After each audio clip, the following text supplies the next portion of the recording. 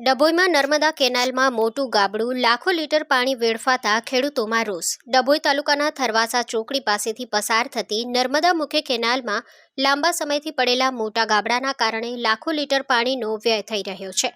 હાલ કેનાલમાં પાણી છોડવામાં આવતા જ આ ગાબડામાંથી ભારે લીકેજ થતું હોવાનું સામે આવ્યું છે, જેના કારણે છેવાડાના ખેડૂતો સુધી પૂરતું પાણી પહોંચી શકતું નથી। આ સ્થિતિને લઈ ખેડૂતોમાં ભારે રોષ જોવા મળી રહ્યો છે। નર્મદા કેનાલમાં આ ગાબડું લાંબા સમયથી પડેલું છે અને આ બાબત અંગે તંત્રને અનેક વખત જાણ કરવામાં આવી હોવા છતાં આજ દિન સુધી કોઈ અસરકારક કાર્યવાહી કરવામાં આવી નથી।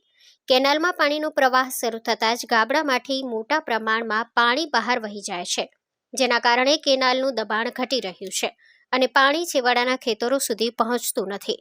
એક તરફ છેવાડાના ખેડૂતો સિંચાઈના પાણી માટે વલખા મારી રહ્યા છે, તો બીજી તરફ તંત્રની બેદરકારીના કારણે પાણીનો વ્યય થઈ રહ્યો છે। રિપોર્ટર લાલભાઈ ભટિયારા, ડભોઈ, વડોદરા।